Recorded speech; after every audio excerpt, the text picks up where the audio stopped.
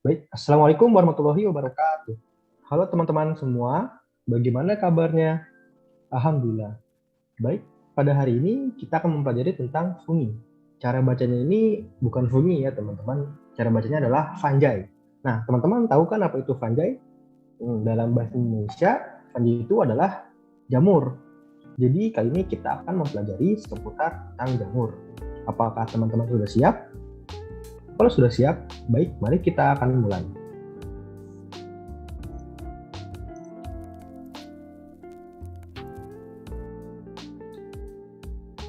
Nah, baik, pada materi pembelajaran kali ini terdapat beberapa konten menu yang dapat ditelusuri. Yang pertama ada kompetensi yang membuat KD dan indikator, lalu ada materi, ada kuis, dan juga ada tugas. Nah, sebelum memasuki materi fungi ini, kita akan lihat dulu kompetensi yang terkait dengan fungi.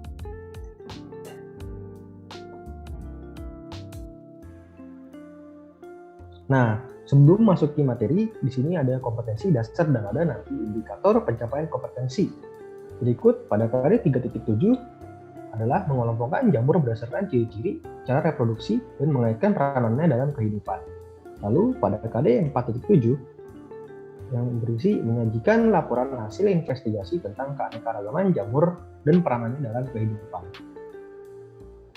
Nah, selanjutnya di sini ada indikator pencapaian kompetensi.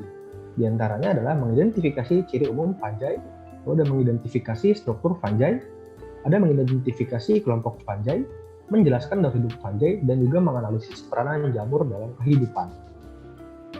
Baik, kita kembali ke tombol menu tadi.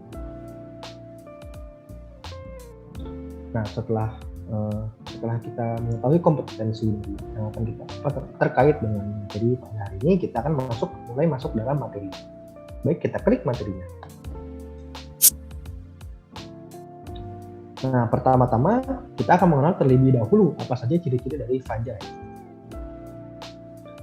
Nah, fungi ini merupakan sebuah organisme eukariotik yang kebanyakan memiliki sifat multiseluler. Lalu, pada fungi ini terdapat ciri yaitu dinding selnya mengandung kitin, sekitar 22-40% zat kitin. Nah, seperti yang ada di gambar, dinding sel dari fungi ini terdiri atas glukoprotein, glukan, dan juga ada kitin. Kitin merupakan polimer polisakarida yang banyak ditemui di alam. Nah, ciri selanjutnya adalah fungi bersifat heterotrof atau mendapatkan nutrisi dari organisme lain. Sehingga beberapa fungi dapat hidup sebagai saprofit, parasit, dan hidup bersimbiosis dengan organisme lain. Selanjutnya, struktur tubuh dari fungi terdiri atas hifa. Hifa merupakan struktur berbentuk tabung atau menyerupai batang yang terbentuk dari pertumbuhan, spora, atau conidium. Sedangkan miselium adalah jalinan dari sekumpulan hifa yang berfungsi untuk menyerap nutrisi. Nah, ciri selanjutnya adalah fungi tidak memiliki klorofil. Dan juga fungi dapat hidup di habitat yang lembab dan mengandung sisa zat-zat organik. Contohnya pada batang pohon, sampah organik, bahkan dapat hidup pada kotoran hewan. Nah, selanjutnya kita akan memasuki klasifikasi dari fungi. Nah, klasifikasi pertama yang akan kita bahas adalah zygomicota. Nah, pada zygomicota terdapat ciri-ciri sebagai berikut. Yang pertama adalah memiliki zygospora. Apa itu zygospora? Zygospora merupakan spora seksual atau disebut juga sebagai spora istirahat yang memiliki dinding yang cukup tebal. Kenapa disebut spora istirahat? Dikarenakan spora seksual ini dapat bertahan dalam kondisi kering selama berbulan-bulan. Spora ini dihasilkan dari peleburan dua hifa induk. Nah, ciri selanjutnya adalah hifa pada zygomicota ini bercabang dan memiliki tipe senositik atau tidak bersekat. Seperti yang di gambar, dia tidak memiliki sekat. Nah, ciri selanjutnya adalah zygomicota memiliki 3 tipe hifa, yaitu ada stolon, rhizoid, dan sporangiovore, di mana stolon merupakan hifa yang berbentuk jaringan pada permukaan substrat. Lalu rhizoid adalah hifa yang menembus substrat dan berfungsi sebagai jangkar untuk menyerap makanan. Kemudian ada sporangiovore, yaitu hifa yang tumbuh dengan tegak pada permukaan substrat dan memiliki sporangium globuler di ujung. Kemudian ciri selanjutnya adalah reproduksi seksual pada zigomikota ini adalah dengan zigotospora. Lalu reproduksi aseksualnya dengan spora vegetatif. Nah, ciri selanjutnya adalah zigomikota memiliki habitat tidak ratan dan bersifat saprofit. Contohnya adalah zigomycetes yang dapat tumbuh pada kotoran hewan dan sisa makanan. Nah, baik, kita lanjut. Nah, berikut merupakan beberapa contoh spesies zigomikota yang dapat kita ketahui. Nah, yang di sini yang pertama adalah Mucor mucedo. Ini merupakan spesies zigomikota yang dapat tumbuh pada roti, makanan, dan kotoran hewan.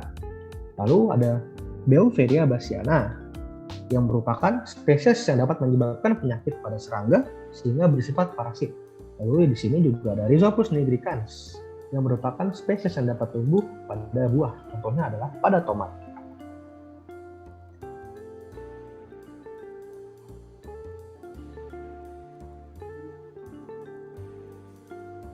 Kelompok berikutnya adalah Ascomycota atau Ascomycetes. Ascomycota adalah jamur yang berbentuk kantung, disebut juga sebagai desak panjai. Dalam bahasa Indonesia, jamur yang membentuk kantung. Ascomycota memiliki beberapa ciri, antara lain bersel satu atau uniseluler, atau bersel banyak atau multiseluler. Sebagian spesies dari Ascomycota hanya terdiri dari satu sel atau uniseluler, sedangkan sebagian lagi terdiri dari banyak sel. Ciri berikutnya adalah hifa yang bersekat. Hifa bersekat ini membentuk badan buah yang disebut sebagai ascocarp. Bisa kita lihat di gambar di sebelah kanan, terdapat beberapa jenis ascocarp pada kelompok Ascomycota. Yang pertama adalah naked husky atau ascus telanjang. Spesies dengan tipe Ascocarp naked husky tidak memiliki badan buah atau ascocarp, sehingga disebut sebagai telanjang. Kemudian ada Cleistostesium, yaitu kelompok yang membentuk ascocarp tertutup. Bisa kita lihat, ascus terletak di tengah, ditutupi oleh ascocarp. Kemudian ada juga Peritesium, yaitu ascocarp berbentuk botol, dengan bagian tengahnya terbuka, disebut sebagai ostiolum. Yang terakhir adalah Apothecium, yaitu ascocarp yang berbentuk seperti cawan atau mangkuk. Ciri berikutnya adalah Ascomycota dapat bereproduksi secara seksual dan aseksual. Secara seksual yaitu spora dihasilkan dari ascospora yang terkandung di dalam ascus. Sedangkan secara aseksual melalui conigiospora yang dihasilkan oleh ujung hifa khusus. Contoh spesies dari Ascomycota ada yang pertama Saccharomyces cerevisiae dan juga Penicillium notatum.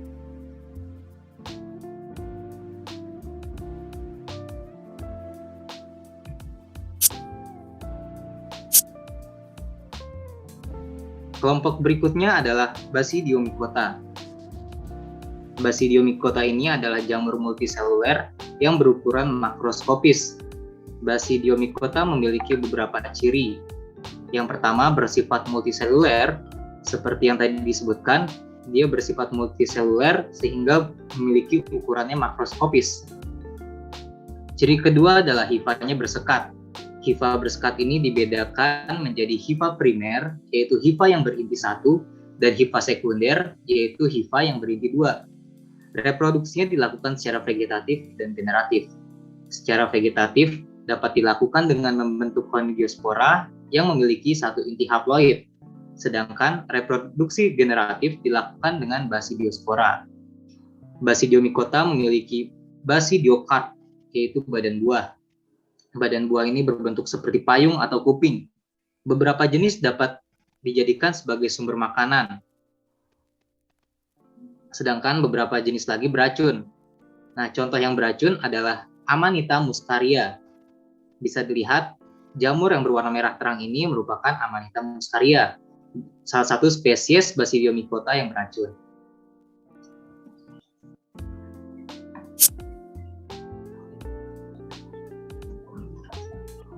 Oke, selanjutnya adalah klasifikasi fungi yaitu Chytrids atau Chytridiomycota. Untuk karakteristiknya, yang pertama yaitu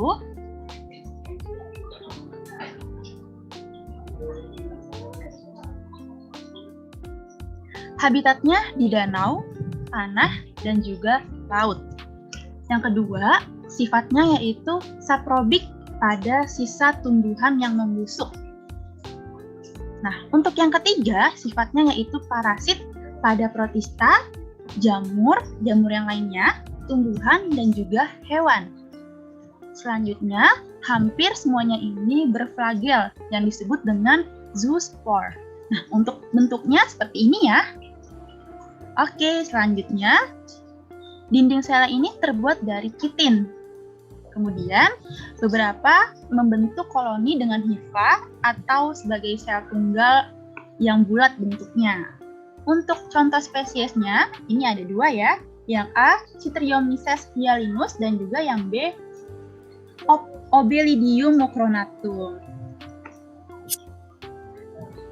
Oke, setelah kita mempelajari ciri umum jamur, sekarang dan juga mempelajari klasifikasi jamur, sekarang kita mempelajari reproduksi dari fungi. Sudah siap semuanya? Kita mulai ya. Yang pertama yaitu Ascomycetes atau Ascomycota.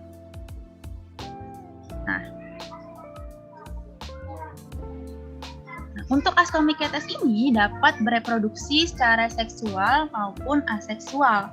Nah, untuk yang aseksualnya ini, nanti dia akan menghasilkan yang namanya conidia. Oke, ini ya aseksualnya ya. Nah, untuk yang seksual ini tahapnya ada di sini.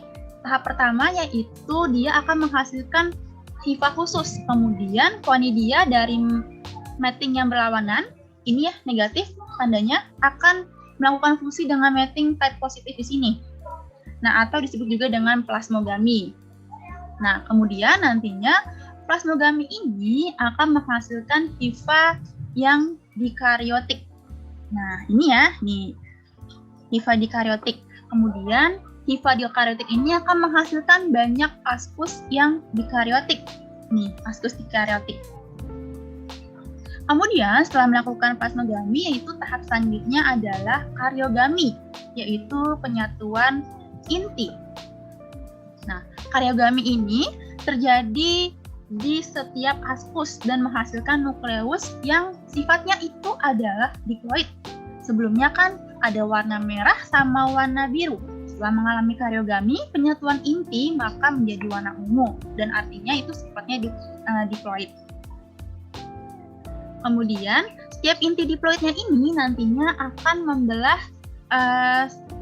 secara meiosis dan akan menghasilkan 4 inti. Nah, yang sifatnya apa? Sifatnya haploid. Kemudian nanti setiap inti haploidnya ini nantinya akan membelah dalam jumlah sekali dengan pembelahan mitosis dan akan menghasilkan berapa inti? Iya, ada 8 inti. Kemudian nantinya dinding sel ini dan juga membran plasmanya ini akan berkembang di sekitar inti tersebut. Membentuk apa? Iya, membentuk ascospora. Kemudian ascosporanya ini nantinya akan dikeluarkan. Nah, dikeluarkan dari mana? Dikeluarkan dari askus ini nih. Ini askus ya. Ini ascosporanya ini kan dikeluarkan ya. Dari askus melewati apa? Lubang. Kemudian nantinya ascosporanya ini akan berkecambah, ini ya, berkecambah dan akan menghasilkan micelia yang baru. Oke, reproduksi dari Ascomycetes sudah selesai, lanjut kita ke reproduksi dari Basidiomycetes atau Basidiomycota.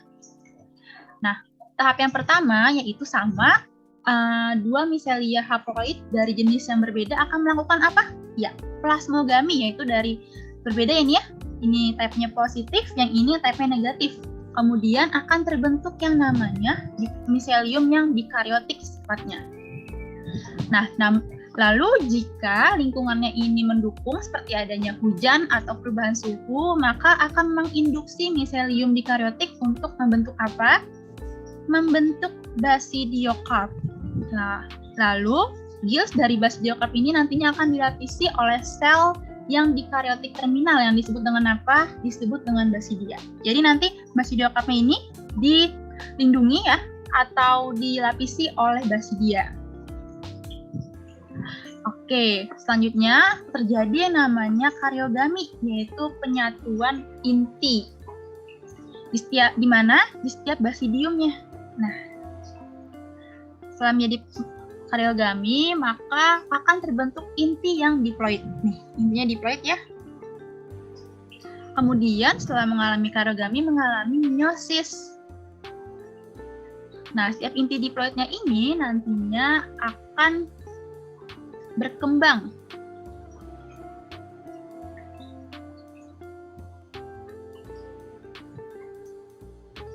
Nah, berkembang kemudian akan menjadi basidiospora. Nah, kemudian basidiosporanya ini ketika sudah matang, ya, maka akan dikeluarkan dan dibantu penyebarannya oleh angin. Dalam lingkungan yang sesuai nantinya akan tumbuh dan juga akan menjadi miselia yang haploid. Oke, next yaitu reproduksi zygomycetes atau zygomicota ya.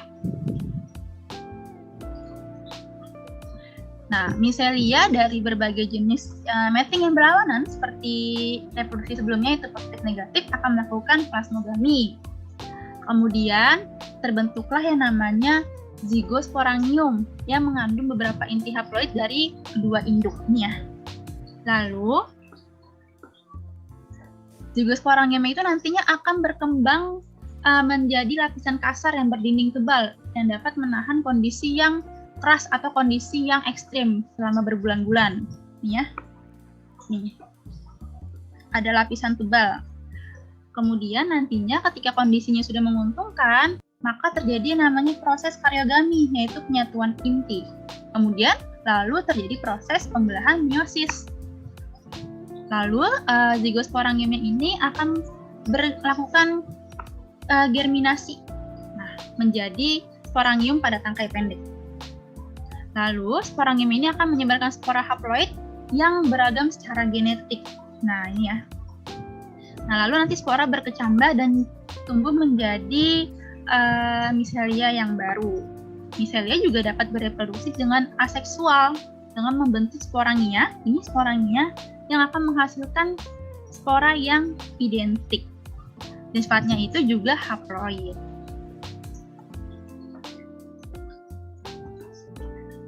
Oke.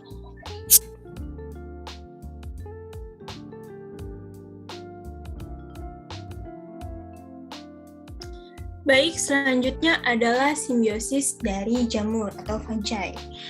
Jadi simbiosis fungi ini terdapat dua ya, ada dua jenis, ada lichen dan ada mycorrhiza.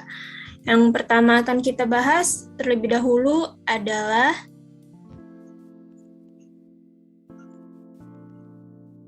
lichen. Nah, apa sih itu lichen? Lichen adalah simbiosis antara dua mikroorganisme yang dapat berfotosintesis seperti alga hijau atau biru dengan fungi atau jamur. Nah, lichen ini dapat disebut juga sebagai organisme perintis. Mengapa? Karena dalam hidupnya ya, lichen ini dapat hidup di tempat di mana organisme lain itu tidak dapat hidup.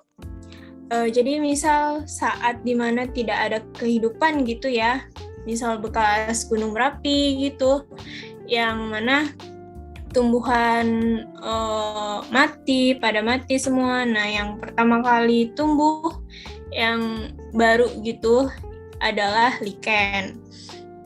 Lalu lichen ini disusun oleh hifa-hifa yang berasal dari jamur dan kemudian bersimbiosis dengan alga hijau atau biru sehingga terbentuklah lichen. Nih bisa dilihat pada gambar di sini ya, gambar lichen terlihat lichen ini keras gitu. Biasanya terdapat di pohon-pohon kulit pohonnya itu, dan biasanya nyaru tapi agak berbeda mengeras untuk yang lichennya. Dan di sini ada strukturnya, alga layer, terus dan yang lainnya. Lichen ini berkembang di pepohonan, permukaan batu, batang kayu yang sudah membusuk, serta atap-atap rumah. Untuk struktur morfologinya, lichen ini tidak memiliki lapisan kutikula, stomata, dan organ absorptif di bagian luar. Sehingga lichen ini memaksa di bagian luar ya, jadi memaksa lichen untuk bertahan hidup di lingkungan tercemar dan berpolusi. Nah, oleh karenanya, lichen ini bisa digunakan untuk indikator pencemaran udara di sekitar wilayah tertentu.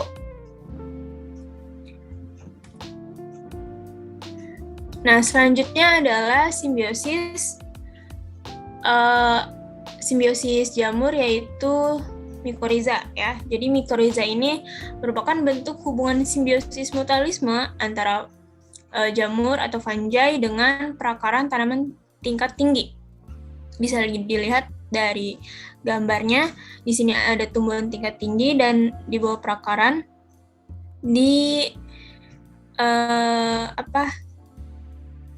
berhubungan dengan jamur.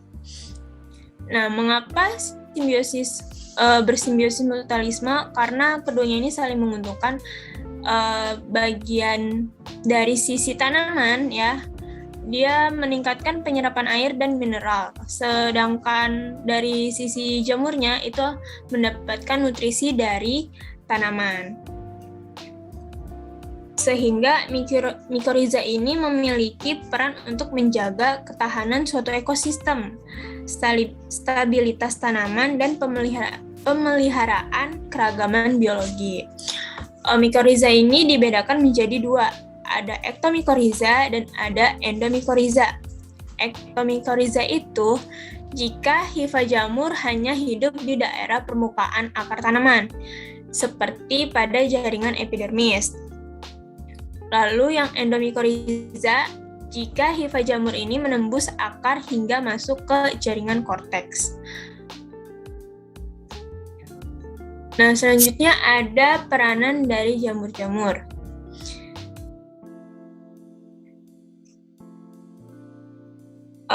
Biasanya jamur untuk persiapan makanan atau pelestarian dan keperluan lainnya yang sangat luas dan memiliki sejarah panjang gitu ya.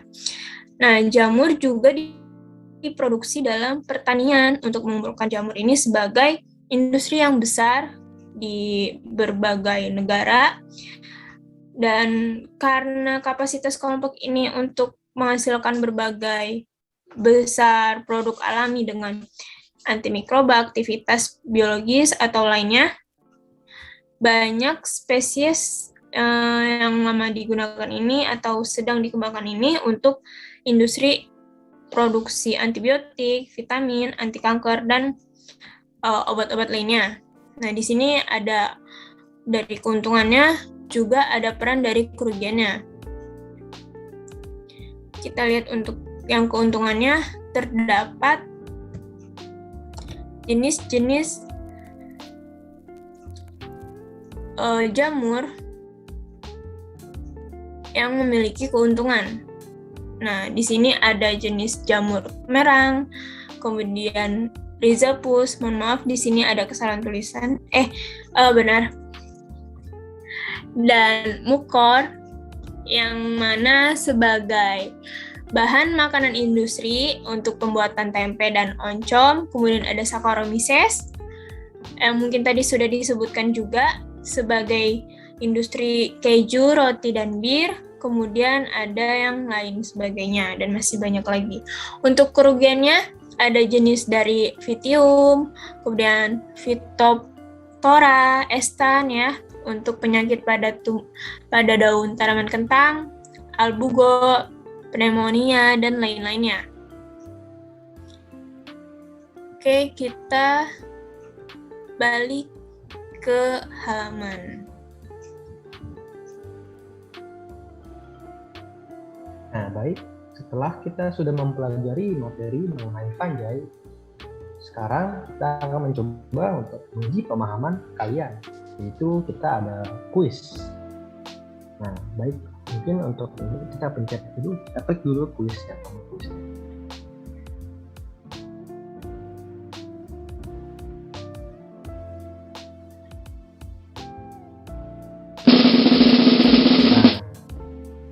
Nah, sebelum kita mulai kuis, apakah kalian sudah siap?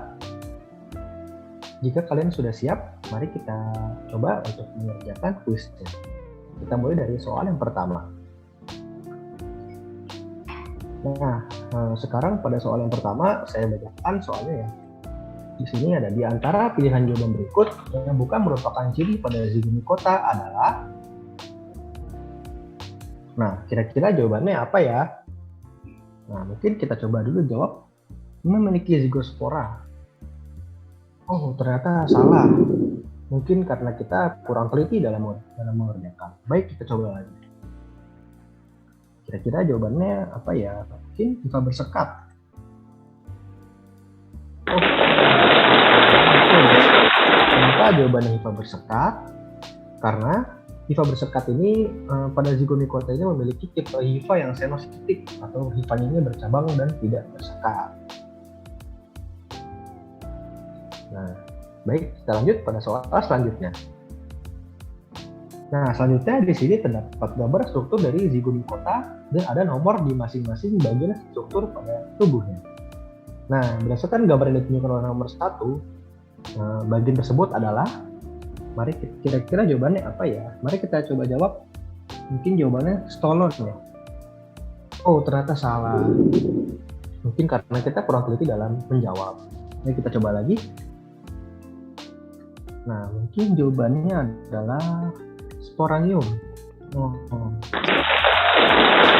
Jawabannya sporangium. Apa jawabannya sporangium? Ya, karena pada bagian ini dinamakan sporangium atau kotak spora.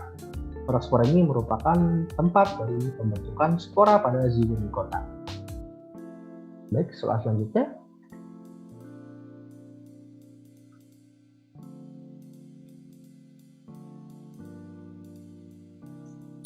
Nah, selanjutnya ada pertanyaan jamur yang dapat membentuk lichen adalah kira-kira apa ya?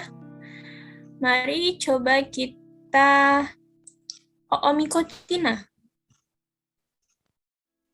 Apakah benar? Oh, tidak, salah.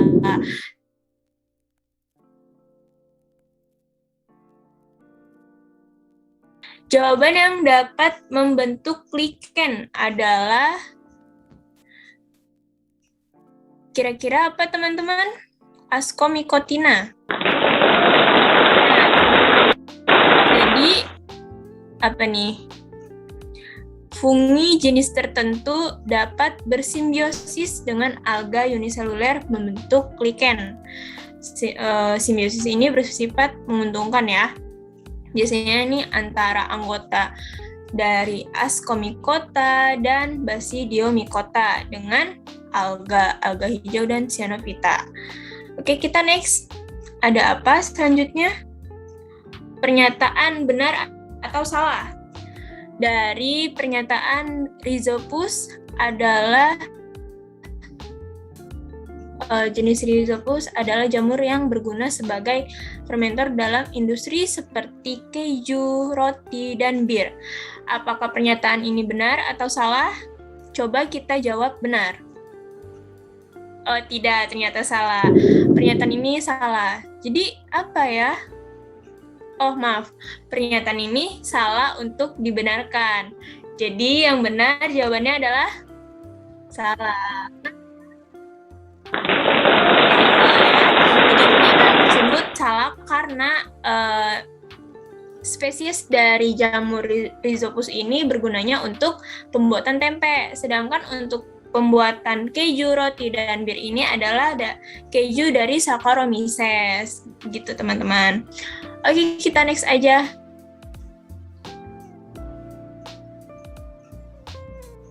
Oke, selanjutnya adalah soal yang tidak kalah sulitnya nih, tidak kalah menegangkan.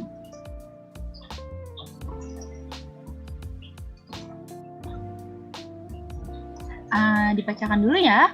Pada reproduksi seksual, maka terdapat tahap karyogami yang menghasilkan nukleus diploid. Lalu, setiap inti diploid membelah secara meiosis, menghasilkan 4 inti haploid. Kemudian, setiap inti haploid membelah sekali dengan pembelahan mitosis. Pertanyaannya, berapakah jumlah inti haploid yang dihasilkan dari proses mitosis tersebut? Kira-kira jawabannya berapa ya? Kalau jawabannya 6, coba kita pilih. Maaf, Anda belum berhasil. Jangan menyerah, kita coba lagi ya. Coba kalau kita nomor 8.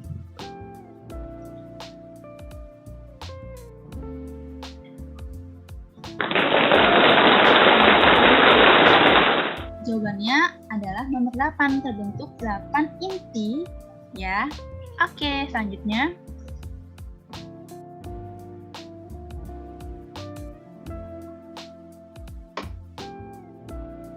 Oke, kita ke soal berikutnya.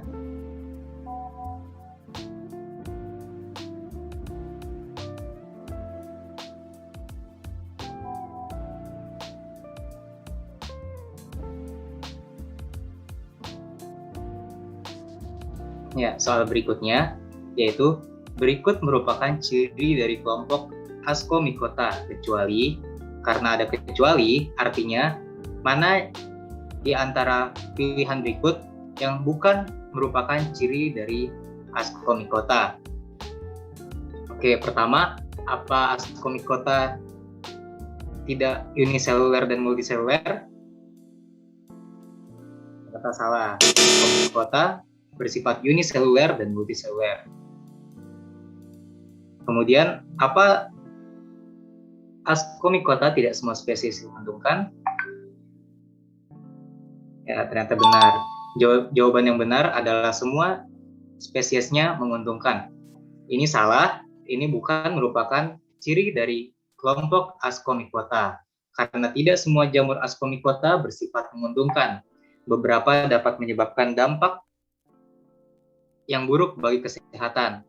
Contohnya adalah Aspergillus fumigatus yang dapat menyebabkan infeksi pada pernapasan.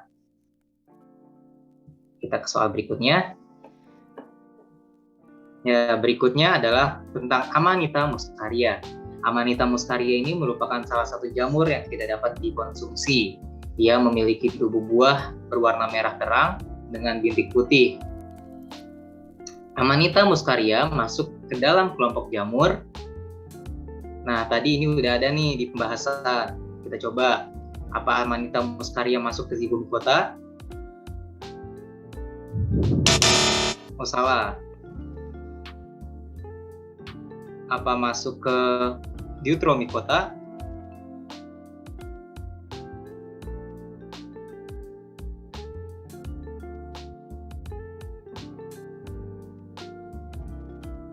Ternyata salah juga. Kalau gitu, apa Basidiomycota? Ya, ternyata benar. Amanita muscaria masuk dalam kelompok Basidiomycota. Jamur ini memiliki warna yang bervariasi, mulai dari warna merah, merah terang, jingga, kuning, dan dengan cirinya itu bintik-bintik putih. Jamur ini terkenal sangat beracun karena dalam waktu 2-3 jam setelah menghirup jamur ini dapat menyebabkan diare, vertigo, koma, dan muntah-muntah. Ya.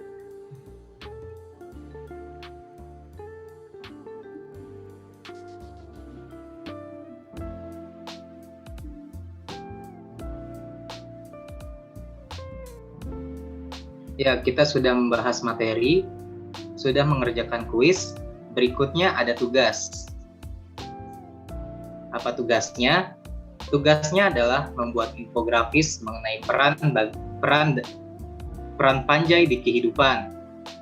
Tugas ini membantu kita untuk memahami lebih jauh materi yang kita pelajari hari ini.